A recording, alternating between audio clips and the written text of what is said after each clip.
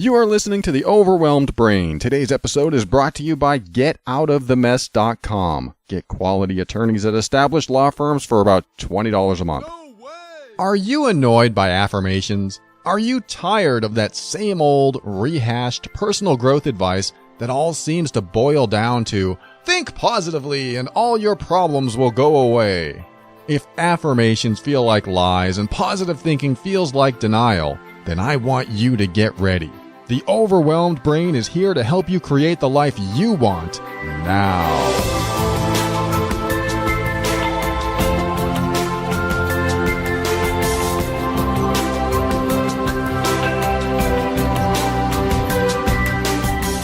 Welcome to The Overwhelmed Brain. I am your host, personal empowerment coach, Paul Coliani. I am here to help you increase your emotional intelligence, strengthen your self-worth and self-esteem, and empower you so that you can make decisions that are right for you. Everything I talk about on this show is my personal opinion and is meant for informational and educational purposes only. Always consult your physician before making any changes to your medical treatment. All right, we're going to get into something that's a listener named Simon suggested. It's a great suggestion.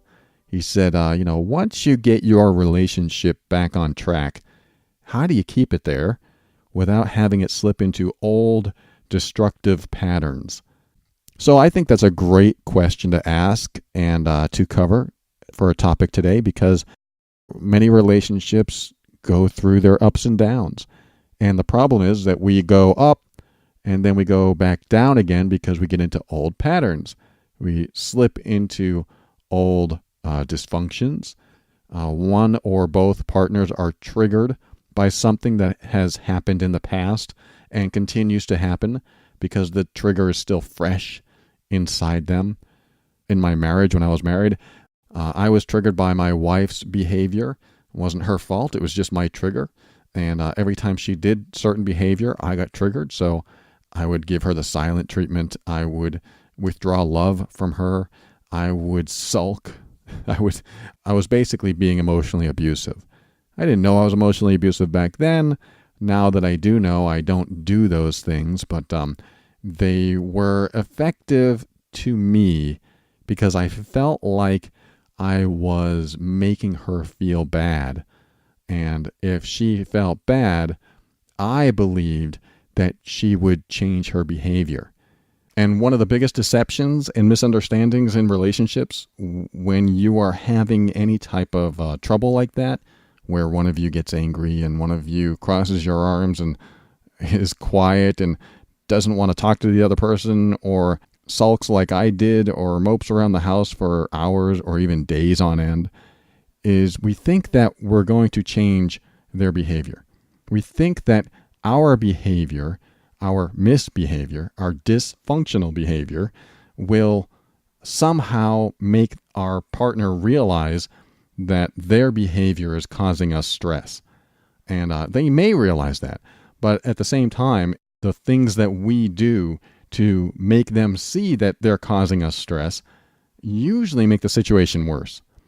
Like, nowadays, I would much rather have an all-out verbal brawl about a subject, about an argument that we're having, than for one of us to go silent and not say anything. I would rather have my girlfriend yell at me, tell me that she hates me, threaten to leave me because she's so sick of my behavior, so I have something to work with, so that it's out on the table and we can work with it. We have data that we can do something with. What does a computer do when you give it no data? Nothing. It does nothing. That's how the human brain works. That's how we operate. We need data to work with. Now, how can we mess up our behavior? That's a bad way to put it. How can we do dysfunctional behavior that causes problems in our relationship? We give the other person faulty data. Either no data, faulty data, or manipulated data. What do I mean by that? I mean, you don't tell them the truth, or at least enough of the truth to work with. Like, sometimes you'll have thoughts or feelings like, why am I in this relationship? But we'd never say that. or some of us, would never say that. Like, why am I in this relationship? There's a reason you'd say that, because XYZ, because you don't respect me, because you're dishonest with me, because this, because that. But when we're able to actually express what's really happening, the truth of what's happening, and then say, it makes me question about being in this relationship, not as a threat, but as an actual thought being expressed to your partner, then you have something to work with. It hurts. And I'm not saying that this is exactly what you should do. This is actually an extreme example. I'm saying that you start connecting with more truth inside of you, expressing that truth, and allowing the other person to deal with it as they may. Some people can't handle it. That's what happens, right? We have a partner that we know can't handle the truth. So you can't handle the truth. I was just thinking about that movie. But that's what happens. It's like we withhold our truth to our partner so that they don't react, so that they don't overreact and leave, so that they don't hurt us back. Maybe they'll smack us. I hope not. But maybe they'll get so angry because of that truth. Or maybe they'll be so saddened by the truth. At least that's how we perceive it. And so we never say our truth. We never say our piece. We never become honest and be a person that can just express what's truly on our mind because of our fears of how our partner will respond and react. And I'm here to say that I've behaved both ways. I've behaved giving my partner only what I believed they should hear. I guess it's more than both ways. I've responded to my partner in ways that I believed would be least hurtful, least offensive. And I've also responded in ways that is downright honest and maybe shocking to them. My former self would behave in people-pleasing ways. Like, I don't want to, cause any problems, so I'll just say it this way to have the least amount of impact in our relationship and have the least amount of confrontation in our relationship. That's what happens a lot. We don't want to confront. We don't want conflict. So we minimize that and we say something other than our full truth. But I've tried this. I've tried just eliminating my fear and addressing issues in a direct way. I don't want to say confrontational way, but it's definitely direct. This is what's happening in me. This is what I think. It's like the beginning of my current relationship. When we started, there were a lot of times where she would withhold what was happening inside of her and give me the silent treatment, just avoid talking to me, even looking at me.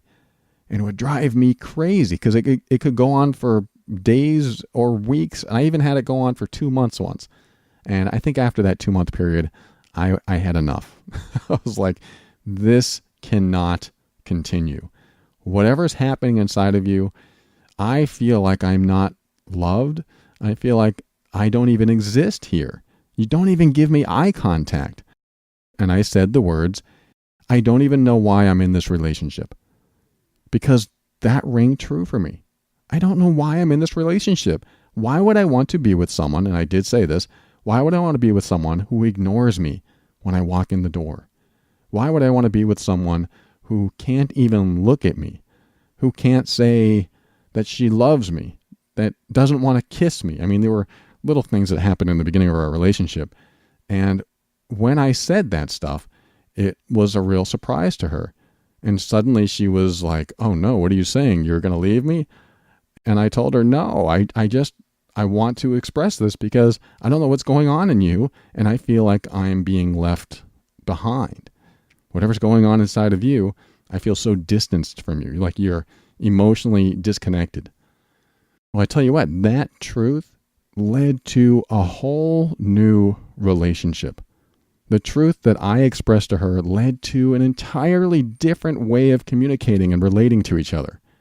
Because it came down to me expressing that I don't like when she withholds. I told her, don't withhold even if you believe what you have to say to me will hurt me. Don't withhold even if you believe that you have to yell at me to get it out. I said, I don't care how you tell me, but you cannot keep it in. Because when you keep it in, I feel like you don't care about me. I feel like I don't even exist. And I hate that feeling. And I never want to feel that. And she goes, I think I get it. And I'm scared to do that. I'm scared to express to you what's really going on.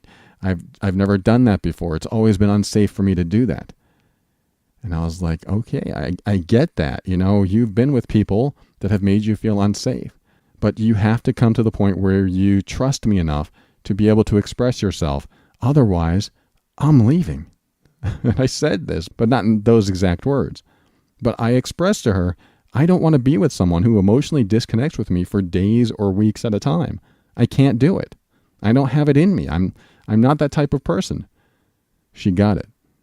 She goes, all right, so you're saying that I should just express myself directly, no matter how much it angers you or upsets you?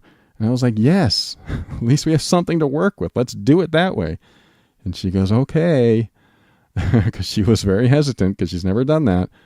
And then I don't know how long it was, weeks or months later, we got into something and she felt like she should pull back again. However, she decided not to. She said, you know how you said you wanted me to tell you things even at the cost of you being hurt or angry? And I was like, yeah. She goes, well, I want to tell you something. And I forget what she said. Something you said yesterday really upset me, and it made me feel like, whatever she said, like I didn't love her, didn't respect her. And I was like, oh, thank you for telling me this. I didn't mean that at all. I'm sorry that it came across that way. I definitely didn't mean that.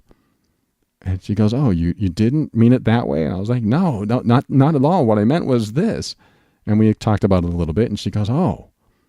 And then it was resolved. She felt better. And she said, I didn't think that would work. Expressing to you what was going on inside of me. And I was like, well, I want it to work. I want to be able to do this with you so that neither one of us feel disconnected emotionally. I want to keep that connection. You are a person that I want to feel safe with expressing my true self with. I want to be that person for you too. And she goes, I will continue to practice that. And she has. Ever since that time, ever since that day, I just spoke up and said, I don't want to be in this relationship with someone who cannot express to me what's going on inside of them, or something like that. And she got it. And since then, we've been able to talk more openly, more freely. And it's been a huge relief for both of us. At least now, when she's disconnected, I can speak right up and just say, hey, you're being distant. What's going on? And she'll tell me. And it's great.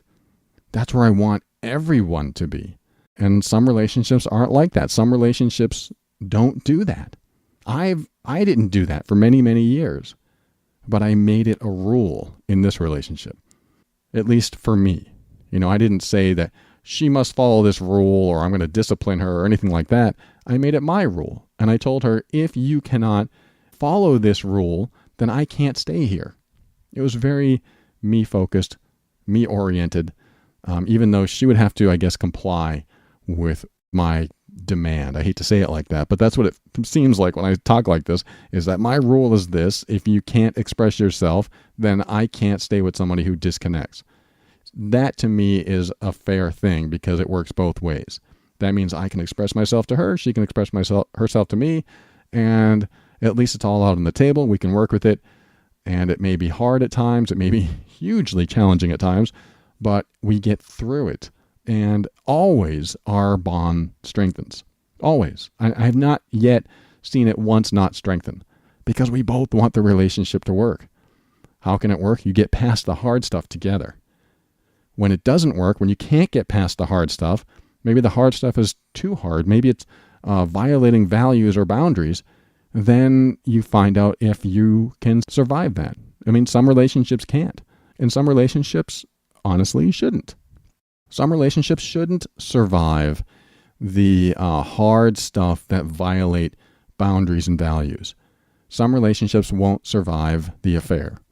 Some relationships won't survive any type of deception or betrayal because you're going to hit the boundary that is unacceptable to the other person eventually if you are doing things that are very selfish, that are very self-centered, and you don't consider your partner's feelings. It's just going to happen. And so when you're not considering, or they're not considering your feelings, a relationship may not survive that. At least in a relationship where you are upfront with each other and direct with each other, and you both actually have good intentions for each other, and you both actually support each other's happiness and love and support and nurture the other person, that kind of relationship has that bigger picture, that bigger umbrella of the love support model.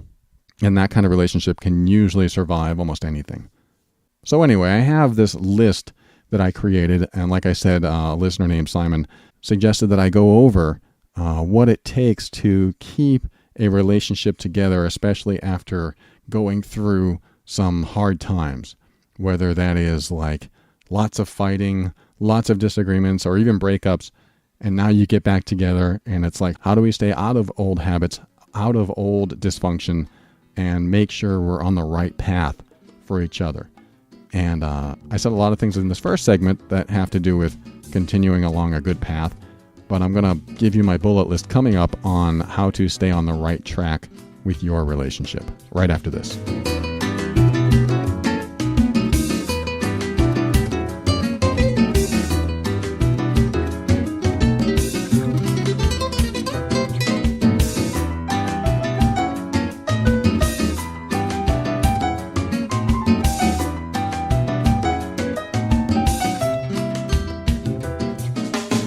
Just a quick message for GetOutOfTheMess.com. Asha is a representative for Legal Shield. She created this website called GetOutOfTheMess.com, and it's your portal to Legal Shield. What is it? Legal Shield is a service that you have access to attorneys, real attorneys and real law firms in your state or province. Yes, this is only U.S. or Canada, but this gives you information. This is what Asha calls a legal insurance plan. And Asha recommends that you get into this plan if you have ever felt bullied or just didn't have the information you needed to make your case, whether that's in a courtroom or in the home or in business or whatever, where somebody doesn't believe you or you need to prove something or disprove something, but you need guidance. You know, that's what we pay attorneys for, right? Is legal guidance. But they can be expensive. You know, attorneys can be $200, $250, $300, $350 or more an hour, where Legal Shield allows you to ask questions of attorneys as many times as you want throughout your subscription. So I highly recommend this service. Go to getoutofthemess.com or call Asha and find out if this service is right for you. 678-355-8777.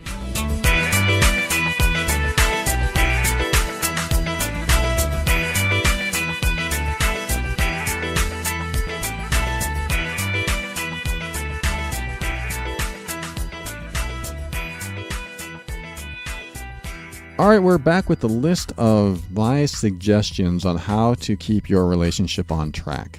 So this is for those of you who want your relationship to grow, to get closer, so you can be more loving and more kind to each other and actually happy to see each other. This list is for those of you who may have had trouble in your relationship and really want to make sure that now that you're back together, or now that it's on the upend swing, that you keep it that way. So here we go. It's not all inclusive. In fact, I may even ask you to send me your own suggestions as well. But here are 10 of them that may help you out. Are you ready? Number 1 is never bury the emotionally challenging stuff. This is something I mentioned in the last segment, where if there's something inside of you that is really angers you or really upsets you or makes you sad or something very sensitive, don't bury it. It needs to come out. It needs to be expressed. This is like every time my first long-term girlfriend and I got into an argument, I would feel anger, but I would swallow that anger instead of express it. And like I said before, I don't want the silent treatment in the relationship anymore. I don't want something called stonewalling, where every attempt that she makes to connect with me, I just cut her off. I just shut it down. I don't want any communication. I think it's very important to not bury the emotionally challenging stuff. There are exceptions. If you've talked about it to death and it always hurts when you talk about it, then maybe you need someone, a facilitator, a coach, a therapist, to help you through it. But for the most part, it's best to address this stuff when it comes up. If you're in the argument, if you're in the heated moment and you are feeling angry, say it. I'm feeling very angry. Everyone has a right to express that, what's happening inside of them. There may be some old triggers in there and it may bring up some more stuff, but this is just one of many that I'm going to go over today. And I recommend that you practice it every now and then. Doesn't mean you have to just open the gates and allow the floodwaters to come in. You just practice this every now and then. You know what? This time I'm going to express what's really going on inside of me. I usually lock it up, but this time I'm going to express it. And you test the waters. You find out how safe it is to express it. You may find out that it's not safe. If you find out that after you express something that it's not safe and you're hurt even worse and your partner doesn't allow you to express yourself at that level, then you have a realization about your partner, about your relationship that you can do something with. It's data you can work with. Number 2 is if you need time to process it, do it for no longer than a day or two. Like I said earlier, my girlfriend would sometimes go days or weeks not talking about what was on her mind. She needed to process. That goes right back to number 1. Don't bury this stuff. Express it. Bring it out. Let's talk about it. Let's put it on the table. Give me something to work with. I know what processing is all about. I've done it a long time where you find out some piece of information, you don't know what to do with it, and you know if you bring it up, it's going to cause a lot of trouble, it's going to cause an argument or whatever. Or you just still don't know what it means if this piece of information is true. Like, what am I going to do if this is true? What does this mean? And it's just vital that you either bring it up right away or talk about it with someone else, but not to let it fester. Letting it fester is causing the rift to get in between you and your partner, and every time you do this, that rift gets larger and larger. So even when you finally reveal what's been on your mind, there's still a rift. It's like left over. And then when it happens again, that rift gets wider and wider. That's dangerous for a relationship's longevity. All right, let's go to number 3. Number 3, don't expect your partner to change. This is a tough one. This is something I've struggled with all my life. I always wanted my partner to change. But your focus on your partner changing simply delays your own healing and growth. If you don't like how they are, you can certainly express it, but you don't want to spend your time and energy focused on what they need to do to suit your needs. Spend your time and energy on what you need to do to become self-caring and loving. If you truly don't like their behavior, it's not up to them to change for you. It's up to you to accept their path and continue the relationship, or not accept their path and get out of it. Again, you still talk about it, you still express it, because sometimes people have behavior that they don't even know they're doing. For example, I spent my entire marriage waiting for her to change. If she would just stop eating junk food, then we'd both be happy. I spent more time obsessed with her behavior than invested in my own journey of healing and growth. When I started focusing on myself, my judgments about her stopped. I still had feelings to deal with, but I knew they were mine. I still had things to look at in myself, but they were all about me. They weren't reliant on her changing. So don't expect your partner to change. Work on yourself, either becoming more accepting and loving and tolerant of behavior. Unless it's a violation of your boundaries or values, then you have to treat that differently. But, if they love country music and you don't, are you going to judge them every time they turn on a country song? Or, that's just a minor example. But how can you support their path? How can you support their happiness? The way to do it is not by changing them, but by focusing on you and supporting them.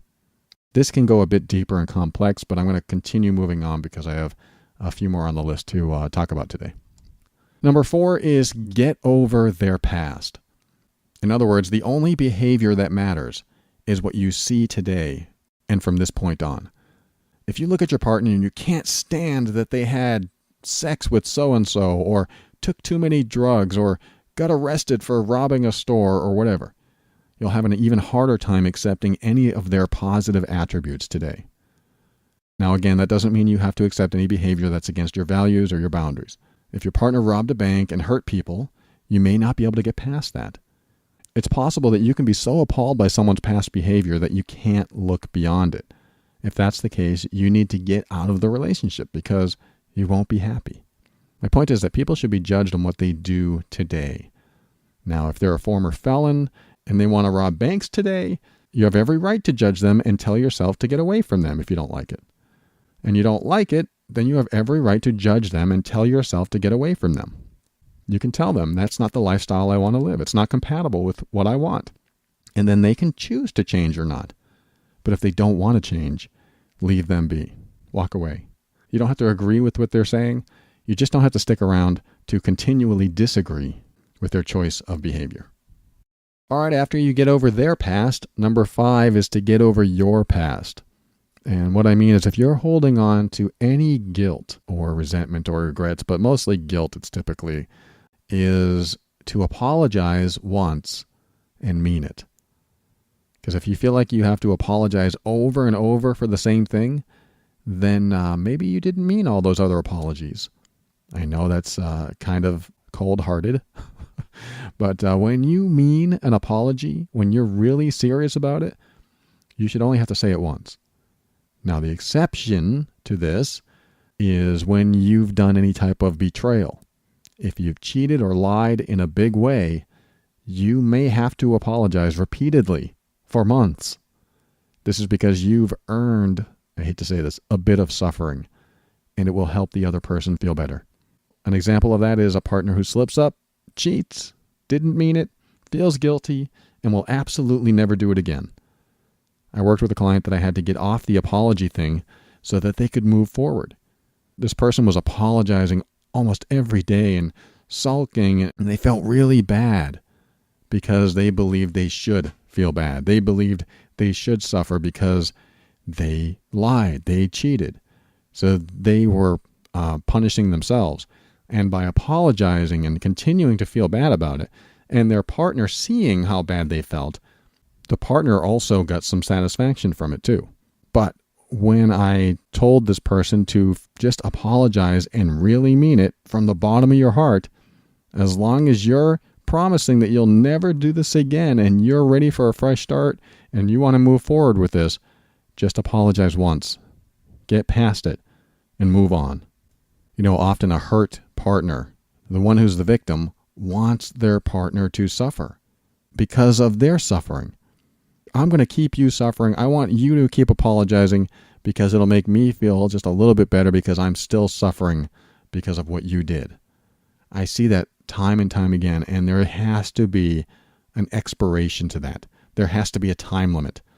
If the person who feels guilty, who feels shame, who feels anything like that, holds on to it and never moves beyond it, and their partner continues to make sure they never move beyond it, then the relationship never gets better. It usually gets worse, actually, because the pain from whatever happened continues to be in both of their faces, comes up time and time again. So the idea is, let's get past this. If this person is never going to do that wrong thing again, then apologize, mean it with all your heart, and get past it. So that's number 5, get over your past. When we come back, we'll go over 6 through 10. Be right back.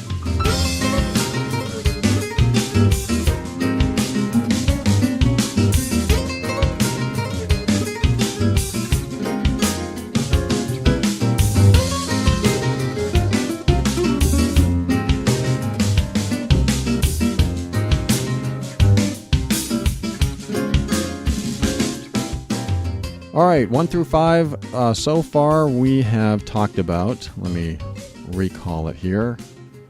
Number 1 is never bury the emotionally challenging stuff. Number 2 is if you need time to process, do it for no longer than a day or 2.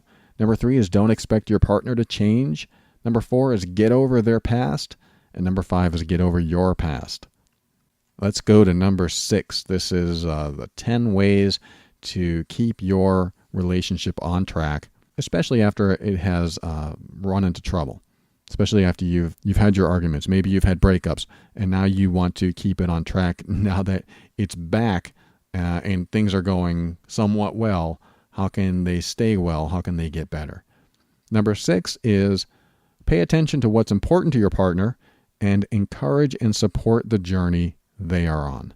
I've touched on this, but let's talk about it again. If they love dancing ballet and you hate it, don't put them down and talk badly about it. Give them a ride to the studio and watch them dance every now and then. And that might be really hard to do if you hate ballet.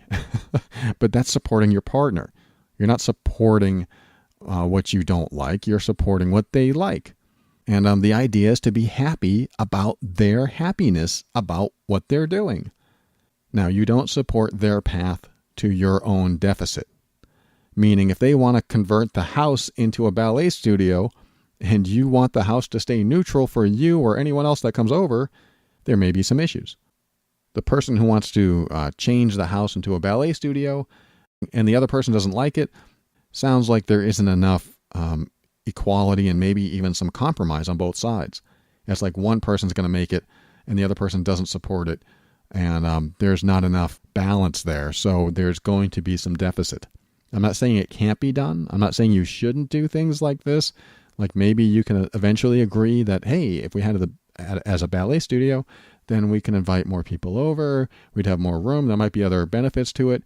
But if the other person's wholly against it, then one person going that route might cause a rift in the relationship. So it is harder to support someone's path when your life is so affected by it as well.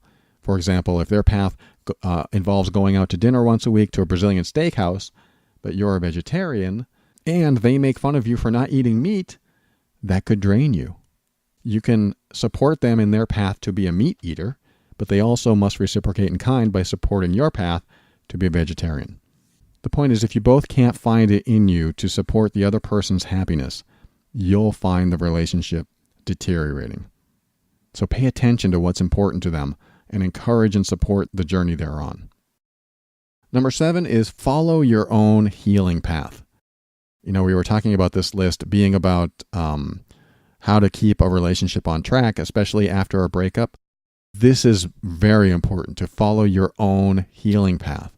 This is where you acknowledge that you played a role in the troubles, and now you're going to follow your own path to healing and growth. Now, you can talk about and you can even grow together as long as you have your own me time for healing and growth. The reason is it's vital that you're able to inflect, reflect, and gain enlightenment on your own so that it can never be at the control or influence of someone else. When you do this, when you take your own me time to do all of your own inflecting and reflecting and gaining enlightenment, you bring the best version of you into the relationship, not the version of you that they unconsciously shape you to be. I mean, there are subtle ways that we influence our partners to conform to a way of being that we find acceptable. And this can actually diminish them as a person, where they're not able to show up to the relationship as authentic and genuine. The more I manipulated my wife, the more covert and deceptive that she had to become with me. After all, she didn't want to get the wrath of my judgment, so she would hide behaviors from me. And even though we were doing personal growth together, because we both influenced each other and were also each other's triggers, we could never meet as the true individuals we were and wanted to be. So it's vital, in my opinion, to follow your own path of healing. That doesn't mean you don't go to couples therapy when it's time, but maybe you should have your own therapist too. Maybe you should have your own coaching. Maybe you should have your own meditation time, your own self-help, your own reflection, inflection, and personal empowerment time. That's all vital so that you are not under any other influence but what comes up in your own head by your own thoughts from your own influence. As soon as you introduce the element of them as an influence, then you're being exposed to things outside of you which can alter how you heal. All right, let's go to number 8. Number 8 is don't make sex all about sex. I've talked about this before, but it's vital that this gets through. I hear this over and over again. There's always like some sexual problem in a relationship where sex is supposed to be a wonderful time to connect and be yourself and just be free. But some of the problems I hear are my partner's selfish. They only want what they want. We're afraid to talk about sex. When we get into the bedroom, we're silent. We don't emote. We don't talk. I've heard all kinds of things when it comes to sex. My thought on sex is always make it about connection, both physical and emotional. The physical and emotional connection is vital. A lot of people say, well, men are more physical and women are more emotional. We're both. We just emphasize one over the other. But the problem is when you make sex purely physical, that will typically mean the more emotional partner will want to do it less. You need to connect emotionally as well. Or if one of you makes it more emotional, that means the person who is more physical may also want to do it less. Not likely. It can happen though. If there's not an emotional connection, even though they're more of a physical person, it would be nice for them to feel that emotional connection as well. It's both though. You emphasize both. If you go into it with more emphasis on one more often than not, then it tends to get one-sided and one person tends to want it less. From what I've seen, if there's any trouble in the bedroom, it's typically because there's some sort of unnecessary pressure of some sort. If your partner doesn't want sex one night and you do, and they expect you to want it, so they lay there hoping that you don't ask, but they know you'll ask, and they'll feel uncomfortable talking about it, but they give in anyway because, well, they know you want it, but that builds resentment in them because you didn't care or ask about their needs, and they know if they can get it out of the way, then they can just go to sleep. You get the picture. The pressure that builds up when you're unable to talk about sex can lead to resentment and underlying upset. So this is where I would suggest, if you have any trouble talking about sex, I suggest a little trick that you can do with your partner. You can trick them into thinking that you want sex, but instead rub their feet or rub their back or run them a bath or put in a movie or gasp, snuggle, and let them know at a deep level that you really just want to be with them and connect with them, even if it doesn't involve sex. Doing this every now and then to break the old pattern of, it's sex time and I don't want it, that will help you create a new pattern of sometimes I give them a back rub and sometimes we have sex and sometimes we snuggle or whatever. Now, this doesn't work for the person who always wants sex. This is a bit more challenging. If one of you wants sex and the other doesn't, there'll be sacrifices. The person who wants sex more is going to want it, regardless of the back rub. These suggestions are more for the person who doesn't really want sex. The person who wants sex might be making a sacrifice, by giving a back rub or snuggling or whatever, even though that might be a ridiculously overstated way to say it. But sexual drive is powerful, and it can be very dominating in a sexually driven person. The person who doesn't want sex could choose to give sex to their partner or not, but the person who wants sex needs to give in and sacrifice and rub your partner's back or their legs or their feet, all without expectation. You got to turn off the expectations and even say, I love you and good night, without waiting for them to say, hey, that felt good, thank you, let's have sex. Because that defeats the purpose of taking the pressure off of them. Remember, think about what's important to them. If sex isn't important to them in that moment, then make the night or day or whenever it is comfortable for them in a different way. The idea behind this isn't to take sex away. It's to actually enhance, amplify, and even increase the encounters that you have with each other. The problem is the pressure. What kind of pressure is building? If you're both in bed and one of you really wants it and your partner knows that you really want it, but they don't want it, that builds pressure.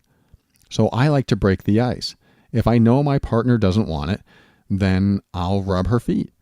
I'll rub her back. I'll snuggle with her. I'll do something else. Of course, I'm able to communicate with my partner and be more, I don't know, how can I say this, forward. But at the same time, if I'm forward and she says she's not interested, then I'm like, hey, that's no problem. I understand completely.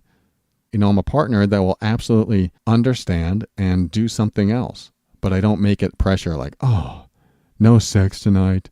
I just don't do that. I won't do that. Because then she'll be thinking about it next time. And it makes me look like an unsafe partner. The person who doesn't want sex as much really wants to know it's safe to say no. Now, if sex is an issue and there's always tension and you hardly ever have it, if ever, there are other problems about sex, then that's a different subject. It needs to be discussed, maybe in another episode or with a counselor or whatever. But sex is one of those very intimate things that I think is important in almost any romantic relationship. And when there's tension or pressure or anything about it that gets in the way, that can affect the entire relationship. So my point is, don't make sex all about sex. And eventually sex will be better, it will feel better, and may even happen more frequently if it's happening infrequently now. It's a matter of just taking the pressure off. How can I take the pressure off? All right, let's go on. Number 9. Number 9 is drop the commentary on minutia. For example, my girlfriend can sometimes be very particular about things, especially when she is tired and hungry. She can pick apart an innocent comment and find everything wrong with something that I'm doing. It doesn't happen often, but when it does, I can see that she's mired in minutia and that no matter what I say, she's going to find something to criticize about.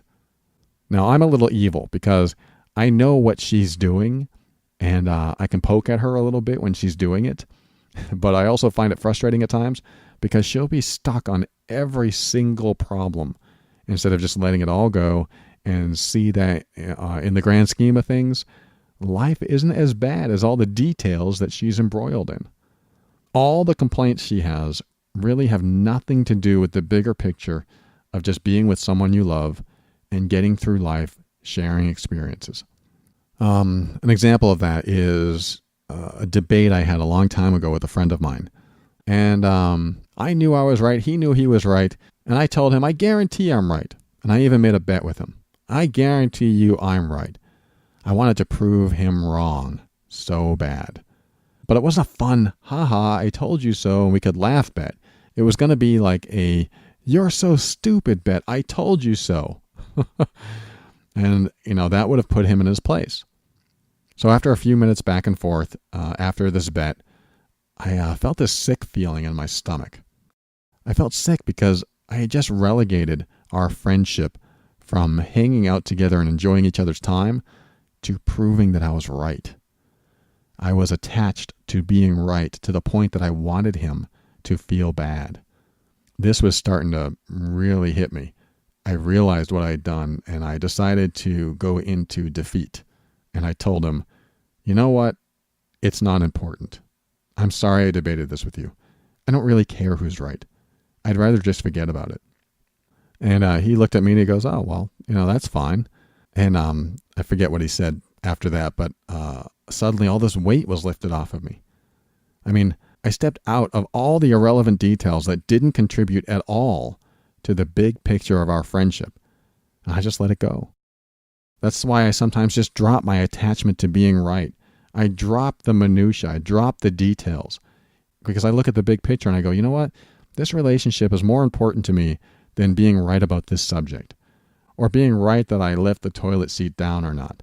I would just rather play defeat and go, you know what? It's possible I did it. It's possible I didn't. I don't care.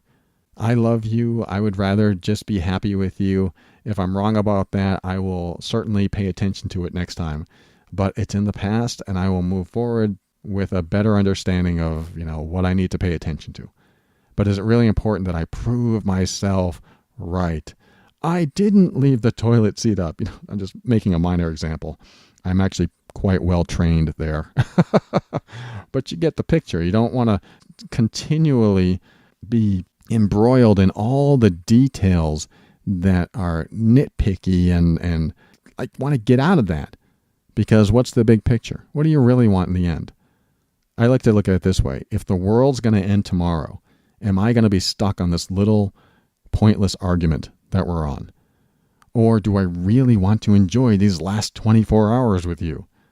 So whenever you feel yourself getting enmeshed in all these little niggling details, pull yourself out and go, what's the big picture here? What's more important than all of this? This really helps with a relationship. Not everyone can do it. It's very hard. You have to get out of trigger mode. You're very subconscious about things that are going on. But do your best to make yourself conscious and step out of that. All right, let's go to number 10. Number 10 is going to be the tough one. Got to save the tough for last. Always give your partner room to vent about you. It's that safe zone. This is the hardest step in my opinion, but try to think of it this way. Negative emotions get trapped in the body until they're released in some way through expression or some sort. Now, if that sounds hokey or new age, then let me ask you this question. Where do you feel anger? Where do you feel sadness? Where do you feel shame, disgust, or guilt? See, when I have these feelings, I can almost pinpoint where I feel them in my body. When I held on to my anger, I had stomach pain. I could feel my stomach burning. I actually had issues. I had to go to the doctor because I held on to anger. All of these emotions give you feelings somewhere in your body. In fact, I'd be willing to bet, and this is going to sound a little preposterous, but I'm going to try it anyway. If you didn't feel the emotion physically, it couldn't exist. It might be a stretch for some people, but I think that if you don't have the feeling, then you can't have the emotion. I say that because, here, try this. I just talked about this with a client the other day. I want you to close your eyes and don't make any expression whatsoever. And the way you do that is you relax all the muscles around your eyes, around your cheeks, around your mouth, on your forehead. Just relax all those muscles. So you feel no tension, no stress.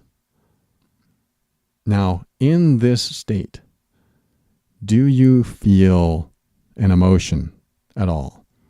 Now, I want you to be aware of what's happening to you. If you start to feel an emotion, does your face change at all? Do you feel any tension or stress in your face? The reason I ask is because if you were to feel sad, most likely your face is going to change. Something's going to shift on your face somewhere, even if it's minute. But when I try this, and I have a completely blank expression, and I'm using no muscles, I don't feel any stress or tension in my face at all, it's hard for me to feel emotions. Now, this isn't just my opinion. This has been proven in a way where they took people with Botox injections that had trouble moving parts of their face. And they actually said that they didn't feel certain emotions as strong as they did before. If they weren't able to smile as much, they actually couldn't feel whatever made them smile, happiness or joy, as much as they could before. And I was thinking, is there like a connection between our expressions and emotions, like direct, where if we don't make the expression, we don't feel the emotion? I don't think that's always true. We've all learned how to have a blank face and feel something inside. But I still wanted to experiment with it. So I started testing it. When I feel sad, what happens when I don't contort my face into a sad expression? What happens if I leave it blank? What happens if I just have this very plain face, no expression, no tension, no stress whatsoever? Does that sadness feel the same? Does it change? Does it diminish? And almost every time it's diminished, at least for me. I can't say this works for everyone, but I do notice that our physiology shifts with our emotional state. It changes. So this is leading to the venting, giving your partner room to vent about you. How does this connect? Well, let's put it this way. I believe that if negative emotions in the body are trapped until they're released through some sort of expression, then your physiology and your physicality are bound to change. And what that means is that the emotions may disappear and the way you behaved and the way you think also change. What I mean by that is that let's just say that you are really upset with your partner. You even might hate them for what they did or what they said. You might take this hatred and swallow it or punch a pillow or lash out at your kids or other people or coworkers, but you never express it to your partner because you don't feel safe to do so. But if your partner allowed you to express it to them, I can't believe you did this to me. After all these years, you said this and you did that. How come you don't respect me? How come this? How come that? And you get it all out. And your partner lets you vent it all, saying things that you know would normally trigger them. If you get all of it out, you're going to notice something different inside of you. There's going to be a release, typically. And that release changes your thoughts. It changes how you feel. This is the basis for a lot of what I teach, is that once you are able to get it out of you, once that inner emotion is expressed externally, then the behavior that you were going to do before, you may not do. It just may not happen. If you wanted to punch somebody in the face for 20 years and you were able to express to them and vent to them and tell them how you feel, suddenly that behavior to want to punch them might disappear completely. Changing who you are, changing what you think. It's like the emotions that we hold on to drive our behavior. But our behavior and our thoughts and what we really believe could change if we're able to express what's going on inside of us. So if your partner lets you vent whatever it is inside of you, and you see it as just a venting instead of taking it personally, you may find that you can get past it and they can get beyond it so that you can start fresh and leave that in the past. It doesn't have to be addressed anymore because it's finally vented out. This also takes practice, to give your partner that safe place to express, to let them be whoever they want to be and say whatever they want to say without fear of repercussion, without fear of you getting all defensive and triggered and saying, well, you never treated me right either, whatever your defense might be. If you don't jump into that and you just stay quiet, let them vent, and then when they're finally done, you thank them. Thank you so much for sharing all of that. Thank you. And they go, what? You're not yelling back at me? You're not defending yourself? Suddenly they feel heard. Suddenly they feel important. They feel validated. And many times, very often, their thoughts about you change. It might go from I hate you to I love you more than anything. I've seen this happen. It's happened to me. All of these emotions had thoughts attached to them. But when the emotions are gone, those thoughts can disappear too. And you can develop new beliefs and new perceptions about your partner and about life in general. But we often don't get to that point. We're often in the middle of the argument, getting triggered and trying to make our point and proving ourselves right and proving them wrong. We get stuck in it and we get sucked into the vortex of despair as our argument gets worse and heated, and then we finally go to bed mad and we never get over it because we never talk about it for weeks or months, and then we finally talk about it again, and then it's all unproductive all over again. But imagine if you gave your partner room to vent about you. It is a hard step, but it can have amazing results if you can both do it. Now, you may want to vent back, but I don't recommend you do it until it's safe, until you've given them their time. It might be the next day. It could be in the next hour, but they need to be prepared. They need to have gotten their stuff out first. And maybe that'll bring your relationship to a whole new level. But that's my list. And there's so much more I can expound on each and every one, but, we don't have time for that.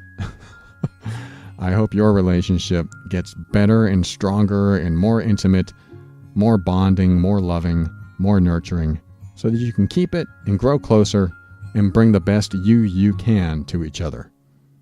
I appreciate you. Thanks for listening. We'll be right back.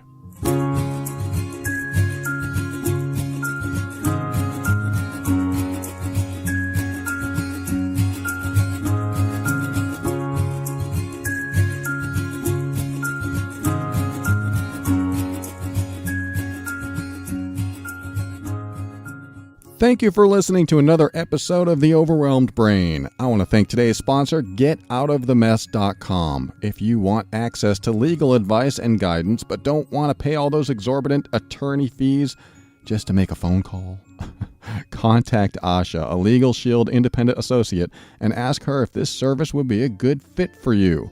If you're in the U.S. or Canada, you can reach her at 678-355-8777 or visit her at the website getoutofthemess.com.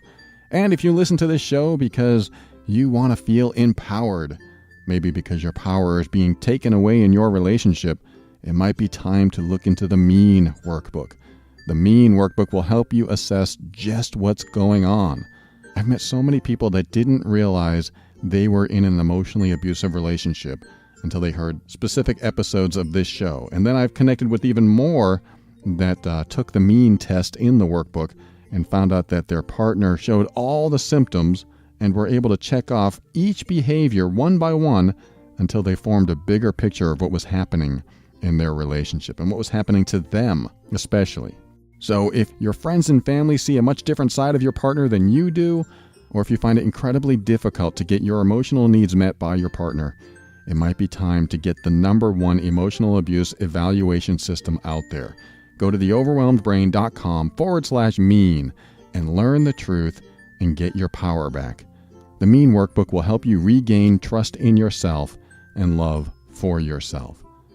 And I want to thank the patron members. Go to patron.theoverwhelmedbrain.com if you want to support the show or if you want to join the patron program. It's kind of one and the same thing. Once you join, you are supporting the show. And that is definitely helpful for us to keep going on and doing what we're doing over here. But you get private episodes, workbooks, and even email coaching if you choose to do so. That's patron.theoverwhelmedbrain.com. And I'd like to thank current patron members and former patron members for their amazing support. And if you're using the Amazon button at theoverwhelmedbrain.com, that is another way to support the show. And I appreciate you. Keep using that Amazon button every time you shop. And it sends us a few pennies on the dollar each and every time. Your shopping habits are making a difference. And finally, I want to thank Kevin McLeod of Incompetech.com for some of the music transitions in The Overwhelmed Brain. And I almost forgot, I should mention this. I've created a Facebook group that I've called the Overwhelmed Brain Empowerment Group. Did I call it that? Let me check. I think I called it that. Let's see. The Overwhelmed Brain Empowerment Group. Yes, I did. So I created this group sort of to connect like-minded people. And people who listen to this show, you're all very like-minded. The things I teach here are like a planet of information. I'm not saying it's all the right information or all the best information. It's just a planet of information. And then people gravitate toward this planet of information and they orbit it, they land on it, they like it or they don't, they leave or they stay and they keep listening. But I want to kind of congregate people that listen to the show. And if you want to, you can join the Overwhelmed Brain Empowerment Group on Facebook. So just look that up, the Overwhelmed Brain Empowerment Group. And it's, like I said, a public group. I'm going to show up every now and then and chat with you in there when I get a chance. And I also want you to meet like-minded people and make friends and connect and ask questions and maybe talk about the stuff that we talk about on the show. Maybe there's a subject matter that comes up and we can bring it up and kind of have a chit-chat about it. So if you're interested, check it out on Facebook, the Overwhelmed Brain Empowerment Group. I hope to connect with you there. And when you join, you'll see that I've written some rules that I want to keep it a safe place, like a safe group to join, so you're not being spammed to death with quotes and graphics and things like that. I don't want that to be the point of the group. I just want to be able to connect. So check it out. And in closing, I want to maybe mention probably one of the most important lessons that I've learned in relationships when it comes to keeping my relationship healthy. And I did mention it already, but I'm going to mention it again because it's just vital, and it has to do with being direct. Like my girlfriend was telling me, she knows someone that she couldn't figure out what drove her crazy about this person. And just today, after, I don't know, I think she was on the phone with her, being on the phone with her after getting off the phone, she said, I just figured out what drives me crazy about this person. And I was like, what? And she said, every time I talk to this person, she manipulates and throws in these little white lies. And I was like, what do you mean? And I don't want to tell you the exact conversation because it'll give away who it is, and that'll be unpleasant for the person listening if that person chose to tune in. But let's just say that my girlfriend asked about this person's car. And I'm just going to call this person Joanne. And she said, Joanne, how's your car running today? And Joanne's like, my car's running great. And then my girlfriend says, okay, do you want to take your car to lunch? And Joanne will go, yeah, we can take my car to lunch, but I should probably check the oil, check the engine light or something like that. And then my girlfriend would be like, oh, I'm sorry, I thought your car was running great. Oh, it is. It's just having a little, there's something that's not right, but it still runs. And my girlfriend's like, well, no, if your car's not running right, we'll take my car. It's not a big deal. And then Joanne would be like, no, it's fine. I want to go with you. I want to drive. I want to hang out. Let's go have lunch. And my girlfriend's like, oh, okay, that sounds great. And so the conversation ended. And like I said, that's totally different than the conversation that took place. But in that conversation, I threw in, a white lie. It's not really a lie. It's it could be like a diversion or a deception or just something. You can almost see it as innocent. Yeah, my car's running great. But that isn't very direct, is it? It's not very honest. Even though I don't think it's like a dishonest thing. I don't think it's intentionally deceptive or dishonest. I think it's just not direct. It's just a strange thing. And my girlfriend noticed this time and time and time again with this person. And so she told me, that's what I've realized, is that Joanne manipulates and deceives me into thinking things are fine or things are one way when they're not really that way. And it's not always about things are fine when they're not. It's just all these different little things. And I was like, oh, so when Joanne says one thing, she doesn't always mean it. She goes, right. My girlfriend could ask something like, how was the movie last night? And Joanne would say, the movie was great. I loved it. And then my girlfriend would be like, okay, tell me about it. Well, it started off slow, and then the main character was a bad actor, and then there was a plot hole or two. And then when it ended, I left, kind of with this sick feeling in my stomach that I paid $15 for a ticket. And my girlfriend would be like, what? I thought you said it was a great movie. Well, yeah, it was great. It had good parts in it. And then you can see how that, again, just like, I don't know if it was a white lie or just there's something very indirect about it. And I have a feeling it has to do with people pleasing or something, not wanting to be confrontational, conflict avoidance. That might be what's happening too. She's like, if I say everything's okay, then I don't have to talk about this conflict. And, I get this. I think we all do this to a certain extent. I'm not saying that this is a dysfunction or a problem. I'm just saying that it drives my girlfriend crazy when people are so indirect. And I think that's why she has kept me around. Because I'm very direct. I will say things that are on my mind. I will bring things up. And my girlfriend totally appreciates it. She loves it because she can do something with it. It's data she can use. And I found that directness has been the most beneficial to our relationship's longevity. It has been the number one way to get to the next phase in our relationship, to strengthen the bond in our relationship. Our directness gives us a straight shot to growth. I think that's the best way to say it. Whenever I've been indirect, like how you doing, honey? And I go, I'm doing fine. And I don't have the right expression on my face, or it appears that I'm very tired, or I'm not smiling. That's very indirect. I'm trying to placate her. I'm neutralizing an energy about me that I don't want her to see. And I never want to do that.